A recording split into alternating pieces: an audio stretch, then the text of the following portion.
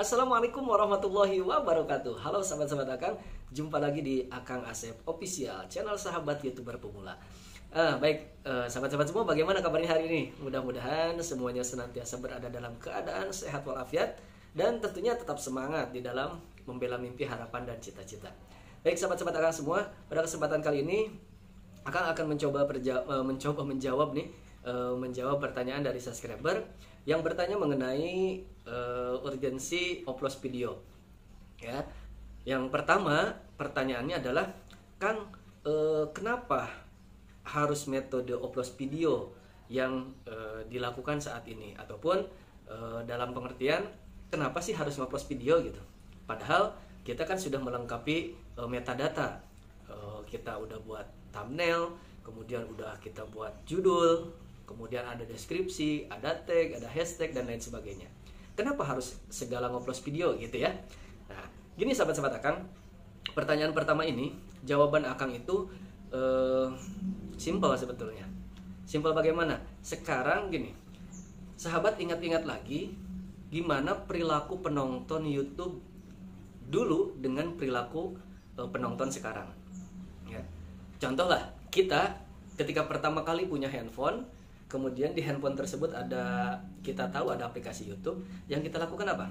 Kan kita nggak ujuk-ujuk nonton. Biasanya kita cari video-video yang kita butuhkan, konten-konten yang memang kita perlukan, dengan cara mengetik di pencarian itu, ya, dengan mengetik judul di pencarian, ya. Misalkan ketika kita butuh resep menu makanan, kita langsung searching cara membuat kolak, cara membuat sayur lodeh dan lain sebagainya dah ya. Kalau misalkan kita sedang memerlukan tutorial, misalkan cara membuat rumus Excel, cara membuat PowerPoint dan lain sebagainya lah. Ya, artinya apa? Perilaku penonton YouTube dulu biasanya menggunakan ataupun memanfaatkan mesin pencarian, ya, sehingga perilaku ini, ya, akan menuju kepada tag, hashtag, metadata yang kita lengkapi di video. Jadi kalau misalkan video kita, ketika kita ngupload video dan video kita ingin ditemukan oleh oleh penonton yang mencari video di mesin pencari ataupun di kolom pencarian, itu sudah dimungkinkan, kemungkinan besarnya akan mengambil video-video yang menggunakan hashtag dari yang sesuai dengan yang dicari oleh penonton tersebut gitu ya. Nah, sementara penonton sekarang itu tidak seperti itu, ya. Penonton sekarang itu rata-rata menonton video yang sudah disajikan di beranda YouTube itu sendiri, ya. Jadi ketika si penonton membuka aplikasi YouTube, ya, kemudian sudah berderet video-video yang direkomendasikan oleh YouTube, kemudian kita scroll gitu ya, ada yang pas nih baru kita klik, ada yang menurut kita tertarik gitu kan, baru kita tonton, kan seperti itu. Artinya pergeseran kebiasaan penonton ini yang mengakibatkan kita harus mencari metode lain. Kenapa? Karena tag yang kita biasa sematkan di video kita itu sudah jarang dipergunakan oleh perilaku penonton, ya. Jadi kalau misalkan kita hanya mengandalkan SEO, melengkapi metadata, kita memperbaiki thumbnail, judul, deskripsi, tag, dan hashtag itu, kalau misalkan kita tidak kaitkan dengan metode yang lain, kita tidak trik yang lain, maka kemungkinan kecil video kita akan direkomendasikan. Kenapa? Karena sudah banyak video-video, sudah banyak konten-konten dari YouTuber besar.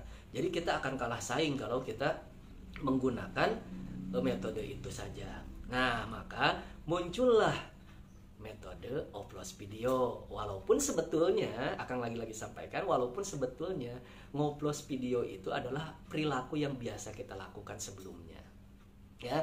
Nah, sehingga perilaku itu akan membuat video kita direkomendasikan. Kenapa? Karena ada keterkaitan perilaku antara kita, ya, yang membuat konten dengan video yang kita sering tonton. Ya, kalau misalkan kita kontennya itu tentang tutorial, maka ya diusahakan kita sering menonton video tutorial dari YouTuber besar, sehingga kita bisa nempel tuh ya, bisa mengaitkan video kita, channel kita dengan video dari YouTuber besar. Seperti itu sahabat-sahabat semua ya. Bisa dipahami nggak? Mudah-mudahan bisa ya. Nah, ini pengalaman Akang ya. Dari pengalaman Akang dari hasil penelitian. Jadi sebelum Akang menggunakan metode upload video dan sesudah Akang melakukan metode upload video ya. Jadi ketika Akang hanya menggunakan metode yang tadi disampaikan ya, melengkapi metadata dan lain sebagainya, itu penting, itu sangat penting ya. Tetapi kalau kita hanya melakukan itu saja, maka sudah pasti kita akan terlindas oleh YouTuber besar ya, karena mereka sudah lebih ada, sudah lebih dulu ada, sudah lebih dulu terkenal, sudah lebih dulu viral gitu ya, dibandingkan dengan video kita yang baru muncul ya, subscriber kita belum banyak ya, dan sudah dipastikan kita akan berada di urutan paling bawah ya, karena kita akhirnya memanfaatkan perilaku penonton dengan biasa menonton itu menggunakan roll video ya, jarang menggunakan mesin pencari, makanya kita manfaatkan metode oplos ini ya, kita kaitkan, kita sambungkan video kita dengan video dari YouTuber besar, video-video yang viewernya sudah banyak, maka insya Allah ketika sudah ada keterkaitan, maka kemungkinan besar video kita akan direkomendasikan dengan video dari YouTuber besar tersebut. Itu yang pertama. Yang kedua, pertanyaan yang kedua, terus sampai kapan Kang kalau misalkan harus terus nge-upload? Nah, itu ya. Nah, jawabannya, pertanyaannya adalah ada pada diri kita.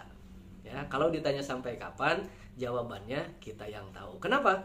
Karena kita yang tahu bagaimana kekuatan channel kita, bagaimana kelebihan channel kita. Kalau menurut kita channel kita sudah algoritmanya sudah terbentuk, kita sudah punya subscriber loyal yang setiap kita upload video pasti nonton, pasti ngerespon, pasti memberikan apresiasi dan lain sebagainya, maka upload video sudah tidak perlu lagi dilakukan ya. Tetapi kalau misalkan ketika kita ngupload video untuk mencari 50 penonton di 1 jam pertama aja susah, maka akan sarankan ya, dan akan simpulkan upload video masih perlu kita lakukan.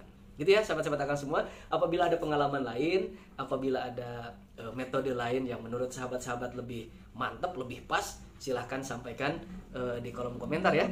Silahkan sampaikan di kolom komentar agar bisa menjadi pembelajaran buat Akang dan juga buat subscriber yang lain. Mari kita sukses bersama di dunia YouTube ini. Ya, gitu ya. Kalau misalkan orang lain bisa sukses di YouTube, kenapa kita tidak bisa? Ya, kita sama-sama berjuang. Mereka juga dulu berjuang apa yang kita perjuangkan saat ini. Hanya bedanya mereka lebih dulu berjuang daripada kita, dan mereka konsisten dalam perjuangannya. Maka ayo terus konsisten, terus semangat mengejar mimpi, dan jangan lupa bahagia tanpa melupakan pemilik kebahagiaan. Terima kasih, mohon maaf. Assalamualaikum warahmatullahi wabarakatuh.